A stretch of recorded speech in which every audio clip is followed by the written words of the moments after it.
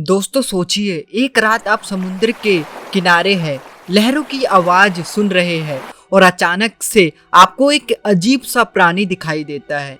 एक ऐसा जीव जो सिर्फ समुद्र की गहराइयों में पाया जाता है। यह कोई हॉरर स्टोरी नहीं है, बल्कि एक सच्चाई है जो रिसेंट सालों में ज्यादा देखी गई है। एक अजीब सी मिस्ट्री चल रही है। डीप सी क्रिएचर जो हमेशा अंधेरे में रहते हैं अब सरफेस पर दिखने लगे हैं, लेकिन आखिर क्यों?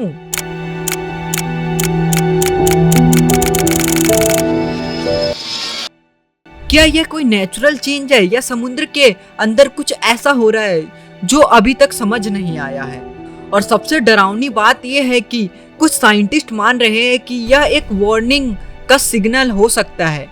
क्या हम एक बड़ी तबाही की तरफ बढ़ रहे हैं? दोस्तों, अगर आपको ऐसी ही डीप सी मिस्ट्री और ऐसे ही इंफॉर्मेटिव वीडियो पसंद आते हैं तो चैनल को सब्सक्राइब जरूर से कर लेना। अगर मैं आपसे पूछूं दुनिया का सबसे बड़ा लिविंग क्रिएचर कौन सा है, आप शायद कहेंगे ब्लू व्हेल। लेकिन अगर मैं कहूं कि समुद्र के इतने अंदर एक ऐसा प्राणी हो सकता है जो ब्लू व्हेल से भी कई गुना बड़ा है, जिसे कभी किसी ने देखा नहीं है। एक थ्योरी यह भी है कि कुछ डीप सी क्रिएचर सरफेस पर आ रहे हैं, क्योंकि अंदाजा लगाया जा रहा है कि समुद्र के नीचे कुछ भयानक घटनाएं हो रही है। दुनिया भर के लोगों ने कहा है कि उन्होंने समुद्र में अजीब और बड़े क्रिएचर्स देखे हैं। क्या ये सच है? और अगर हाँ, तो क्या वो क्रिएचर अब सरफेस पे दिख रहे हैं? पर क्यों? समुद्र का टेम्परेचर बढ़ने लगा है, जो एक बड़ी वजह है कि डीप सी क्रिएचर ऊपर आ रहे हैं। समुद्र के नीचे एक्सट्रीम कोल्ड इन्वायरमेंट होता है, लेकिन जब सरफेस का टेम्परेचर बढ़ता है तो यह हीट धीरे धीरे नीचे तक पहुंचने लगती है। एग्जाम्पल के लिए 2019 में मेक्सिको के कोस्ट पे जायंट ऑरफिश देखा गया, जो सिर्फ समुद्र के 1000 मीटर डेप्थ में पाया जाता था। साइंटिस्ट कह रहे हैं कि अगर ग्लोबल वार्मिंग इसी स्पीड से बढ़ती रही तो डीप सी क्रिएचर विलुप्त हो सकते हैं या फिर उनके जीवन पे संकट आ सकता है। एक और थ्योरी यह कह रही है कि डीप सी क्रिएचर अर्थक्वेक्स और अंडर वाटर वोल्केनो इरप्शन की वजह से ऊपर आ रहे हैं। क्या आपको पता है कि सुनामी से पहले अक्सर अजीब सी मछलियां समुद्री तट पर आ जाते हैं? एग्जाम्पल के लिए 2011 में जापान के सुनामी से पहले ऑरफिश समुद्र के किनारे दिखने लगी। साइंटिस्ट मानते हैं कि यह क्रिएचर जमीन के नीचे होने वाली एक्टिविटी को पहले ही फील कर लेते हैं, इसलिए वो समुद्र के किनारे पर आ जाते हैं। एक थ्योरी यह कहती है कि क्या यह नेचर का एक वार्निंग सिस्टम हो सकता है। दोस्तों, आज सिर्फ जमीन की माइनिंग नहीं हो रही है, बल्कि समुद्र के अंदर भी माइनिंग की जा रही है।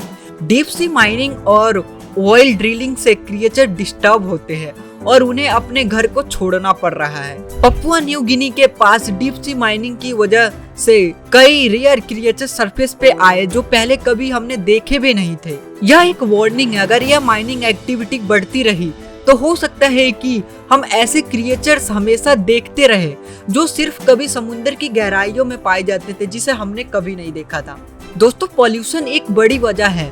समुद्र के नीचे वाले लेवल में ऑक्सीजन बहुत कम होता है, लेकिन जब पोल्यूशन बढ़ता है तो और भी ऑक्सीजन लेवल घटने लगता है।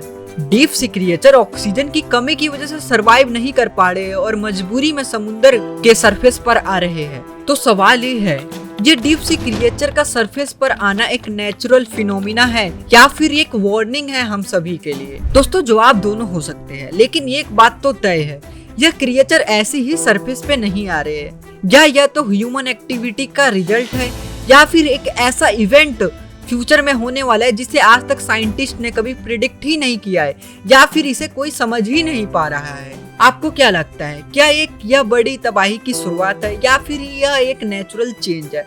अपने थॉट्स कमेंट सेक्शन में हमें बताइए। अगर आपको यह वीडियो पसंद आया तो लाइक करिए, सब्सक्राइब करें और दोस्तों के साथ शेयर करें। मैं ऐसे वीडियोस आपके लिए आगे भी लाता रहूंगा। इसका नेक्स्ट पार्ट भी मैं लाने वाला हूँ, तो अगली वीडियो में हम बात करेंगे एक और समुद्री मिस्ट्री के बारे में। तब तक के लिए tata, bye bye, take care.